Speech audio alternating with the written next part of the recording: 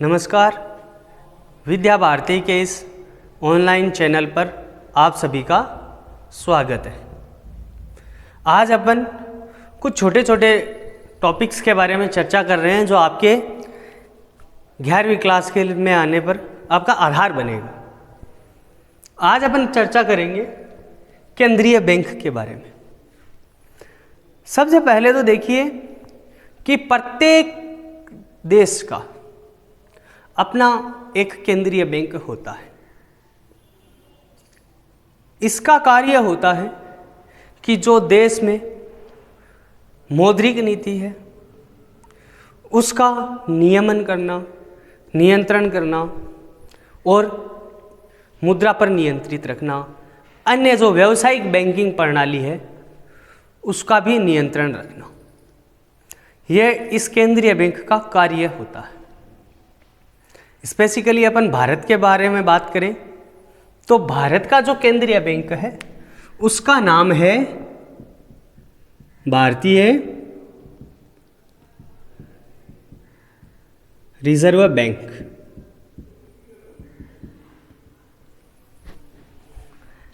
यानी कि RBI, reserve bank of India. यह भारत के केंद्रीय बैंक का नाम है। ठीक है, सही। अमेरिका का में भी एक रिजर्व बैंक है जिसका नाम है federal bank of America. Pakistan का केंद्रीय bank state bank of Pakistan. ठीक ऐसे ही विश्व के सभी देशों का अपना अपना एक केंद्रीय बैंक हुआ करता है जो वहाँ की अर्थव्यवस्था में, उस अर्थव्यवस्था के विकास में महत्वपूर्ण भूमिका निभाता है। भारतीय रिजर्व बैंक की स्थापना 1 अप्रैल 1935 को हुई थी, 1935 में हुई थी। यानी जब भारत औपनिवेशिक था, अंग्रेजों के शासनकाल में था, तब भारतीय रिजर्व बैंक की स्थापना हुई।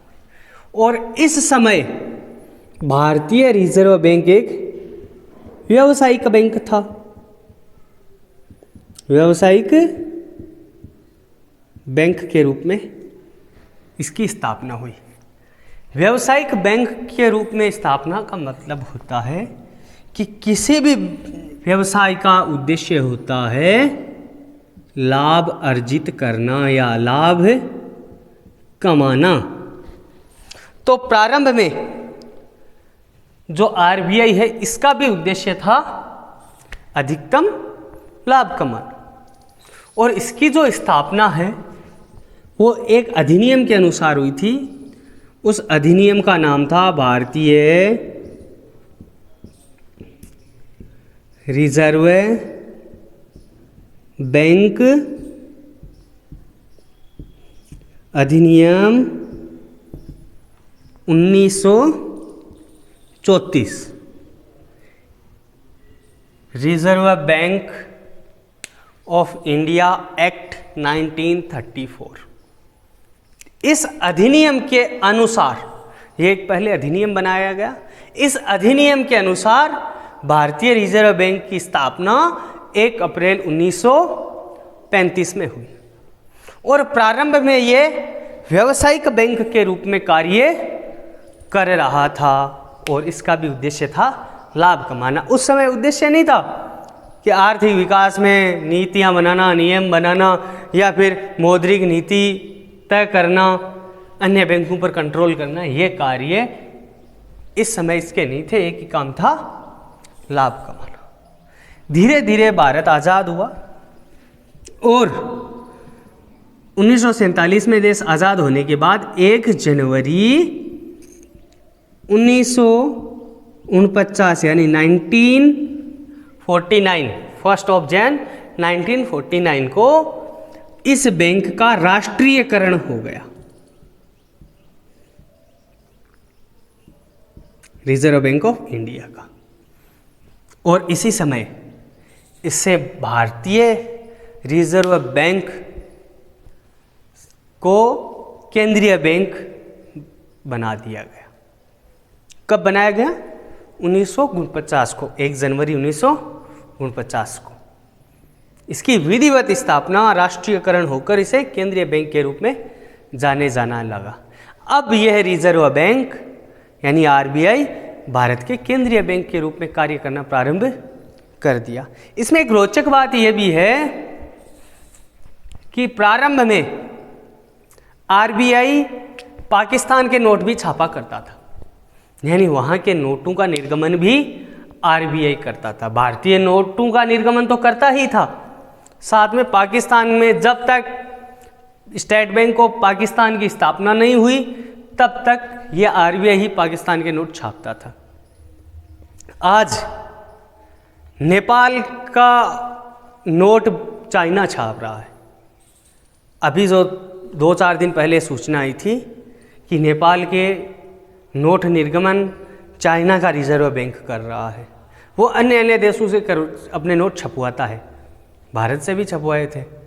रीज़न ये होता है कि हो सकता है कि कई देशों में रिजर्व बैंक की स्थापना हो रखी हो, परंतु वहाँ पर जो नोट छापने की तकनीक है, टेक्नोलॉजी ना हो, या फिर नोट छापने में जो लागत ज़्यादा आती हो, तो लागत ज़्यादा है तो वो किसी अन्य देश से अपने नोट छपवा कर मंगवा लेता है जिससे उसकी लागत कम हो। तो भारत में नोट निर्गमन का कार्य भी आरबीआई कर रहा है और इसका राष्ट्रीयकरण 1949 में हुआ। तो यह है भारतीय रिजर्व बैंक यानी कि केंद्रीय बैंक के बारे में। तो स्थापना हो गई 1 अप्रैल 1935 को किस अधिनियम के तहत हुई? भारतीय रिजर्व बैंक अधिनियम 1934, और राष्ट्रीयकरण हो गया 1949 को, 1 जनवरी 1949 को, और यहाँ से ये भारत का क्या बना? केंद्रीय बैंक बन गया।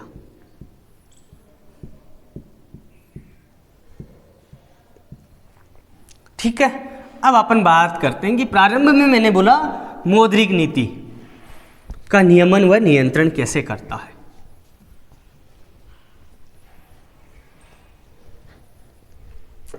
देखो, अर्थव्यवस्था को विकास की गति प्रदान करने के लिए ये जो मौद्रिक नीति है बहुत ज़्यादा महत्वपूर्ण है। मॉनेटरी पॉलिसी, मौद्रिक नीति मुद्रा का नियमन व नियंत्रण से संबंधित होती है कि जनता के पास कितना धन होगा, कितना वो उधार ले सकते हैं, कितना वो बैंकों में जमा करवाएगा। ये सारा किस पे डिपेंड करता है? इस मौद्रिक नीति पर डिपेंड करता है। मौद्रिक नीति के 4 उपकरण होते हैं। सबसे पहले आता है रेपो रेट, यानी इसे कहते हैं रेपो दर। दूसरा उपकरण है, उसका नाम है रिवर्स रेपो रेट, यानी कि रिवर्स रेपो दर।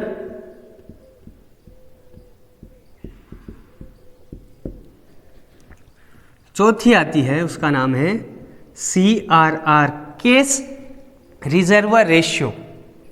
केस का मतलब नगद, रिजर्व का मतलब आरक्षित, रेशियो का मतलब अनुपात, और चौथा है SLR, statutory liquidity ratio. Statutory यानी वैधानिक, लिक्विडिटी यानी तरलता, रेशियो यानी कि अनुपात। ये 4 प्रकार की मौद्रिक नीतियों के उपकरण हैं जिनमें केंद्रीय बैंक चेंज करके मौद्रिक नीति को निर्धारित करता है, नियंत्रित करता है या विनियमित करता है। अब बात करते हैं ये चारों है क्या, इसके बारे में थोड़ा सा डिस्कस करते हैं। देखो, बैंकिंग सिस्टम भारत में 2 प्रकार का है या विश्व में भी 2 प्रकार का है। एक तो होता है सेंट्रल बैंक, ठीक है, एक होता है व्यावसायिक बैंक, बिजनेस बैंक। भारत में जो सेंट्रल बैंक है उसका नाम है आरबीआई, और केंद्रीय बैंक बिजनेस बैंक बहुत सारे हो सकते हैं, जैसे कि मान लीजिए SBI, state bank of India. यह व्यावसायिक बैंक है, सरकारी बैंक है, व्यावसायिक बैंक है, उद्देश्य है लाभ कमाना। परंतु इसका उद्देश्य अब लाभ कमाना नहीं है, 1949 तक इसका उद्देश्य लाभ कमाना था। अब ये क्या करती है कि यदि RBI अंतिम ऋणदाता भी होती है, यानी SBI को यदि ऋण चाहिए, लोन चाहिए, तो किससे ले सकती है? RBI से प्राप्त कर सकती है। तो यदि RBI ऋण दे, लोन देवे किसको? व्यावसायिक बैंक को। RBI व्यावसायिक बैंक को लोन दे रही है। मान लीजिए 1 लाख रुपए का लोन दिया, छोटी सी है, पर छोटी सी राशि है, परंतु अपन समझने के लिए बात कर रहे हैं। 1 लाख रुपए का क्या दिया गया है? ऋण दिया है SBI को। तो बदले में SBI को देना पड़ेगा RBI को ब्याज। मान लीजिए 10% वार्षिक दर से ब्याज लेती है 1 लाख पर, तो हो जाएंगे आपके 10,000 रुपए। तो यहां पर जिस रेट से ब्याज दिया जा रहा है SBI के द्वारा RBI को, इस ब्याज की दर को बोला जाता है रेपो दर। और ये जो ऋण होता है, यह ऋण अल्पकालीन होता है, यानी थोड़े समय के लिए दिया जाने वाला ऋण है। इस ऋण को रेपो नहीं कहेंगे। ये जो ब्याज वसूल करता है कौन? RBI। किससे? व्यावसायिक बैंक से। उसे क्या कहेंगे अपन? रेपो दर। अपन कह सकते हैं कि यदि केंद्रीय बैंक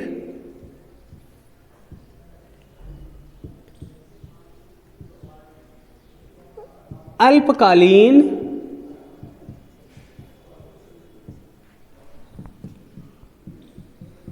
ऋणों पर व्यावसायिक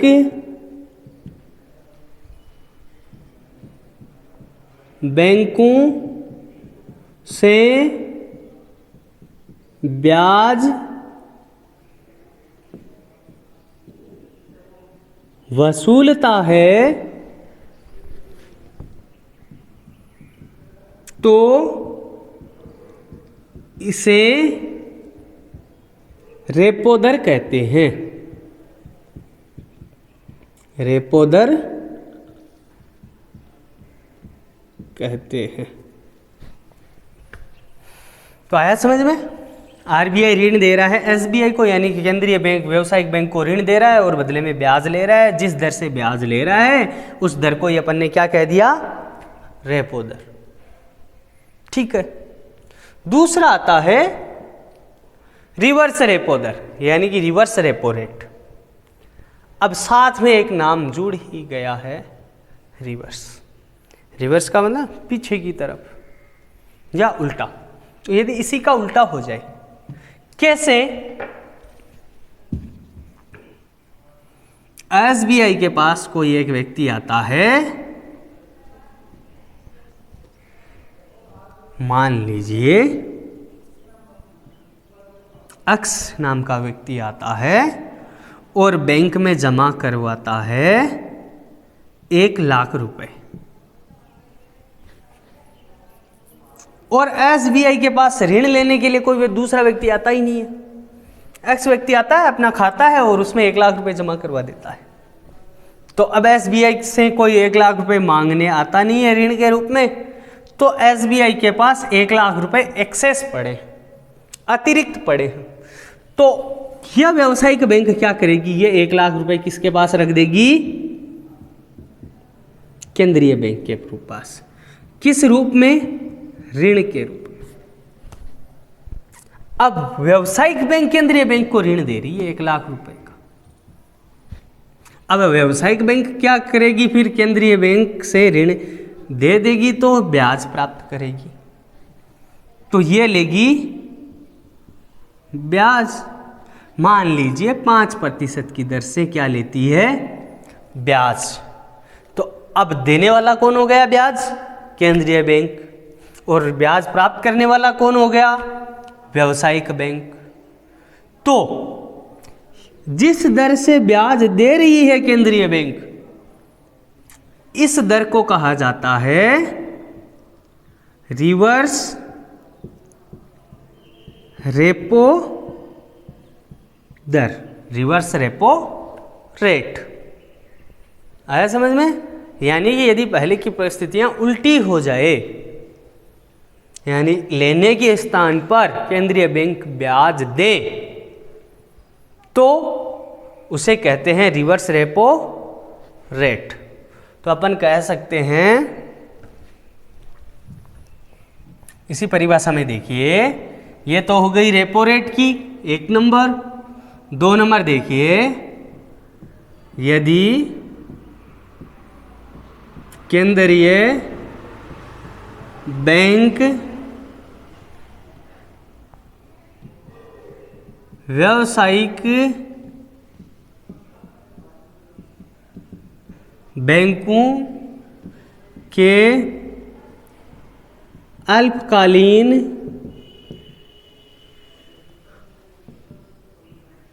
ऋणों पर ब्याज प्रदान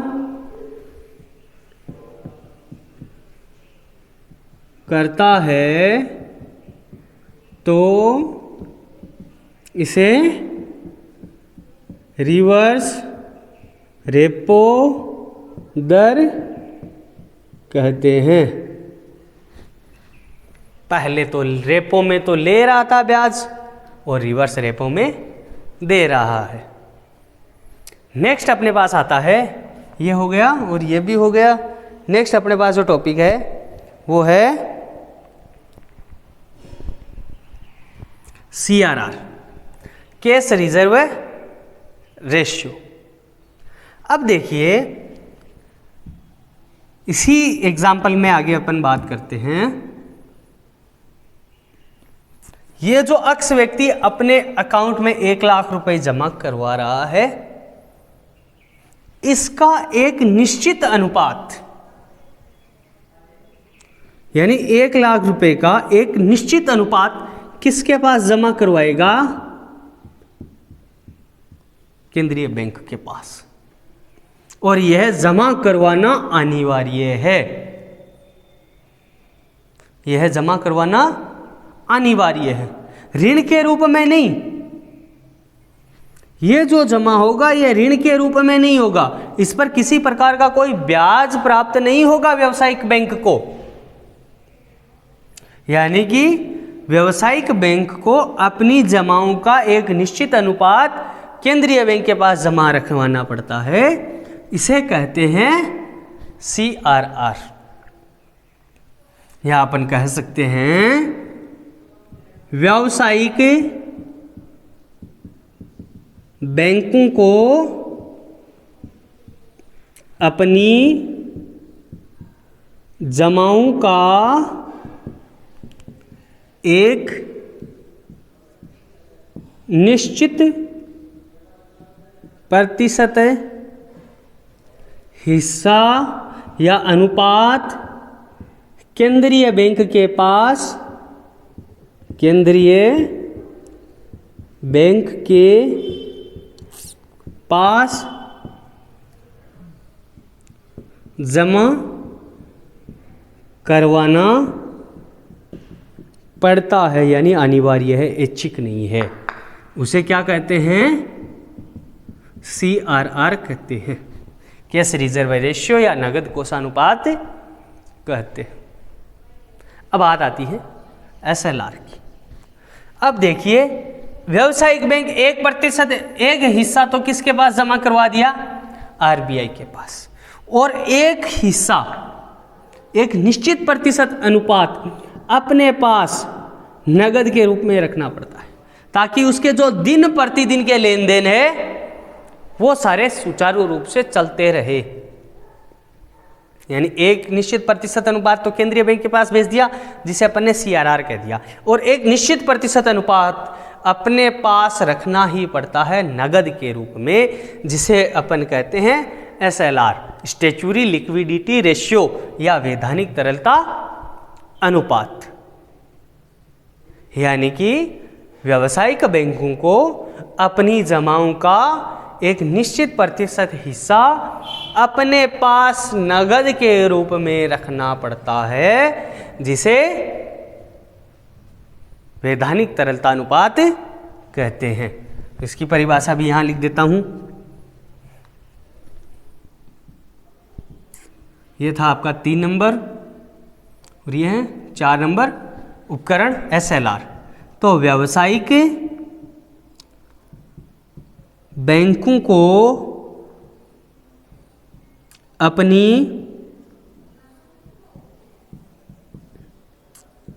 जमाओं का एक निश्चित प्रतिशत अनुपात या हिस्सा अपने पास नगद के रूप में रखना पड़ता है, जिसे SLR, स्टैच्यूरी लिक्विडिटी रेशियो कहते हैं। तो आज हमारे पास ये था केंद्रीय बैंक का टॉपिक। देखा जाए तो केंद्रीय बैंक एक बहुत बड़ा टॉपिक है, परंतु इसके बारे में कुछ अपन ने महत्वपूर्ण बातों के बारे में चर्चा करी कि केंद्रीय बैंक क्या होता है, भारत के केंद्रीय बैंक का क्या नाम है, कब स्थापना हुई, कब विधिवत रूप से कार्य करना प्रारंभ किया, और फिर देखा अपन ने मौद्रिक नीति के 4 उपकरण देखे जो अपने सिलेबस का हिस्सा है। मिलते हैं नेक्स्ट वीडियो में किसी अन्य एक रोचक टॉपिक को लेकर। तब तक के लिए धन्यवाद।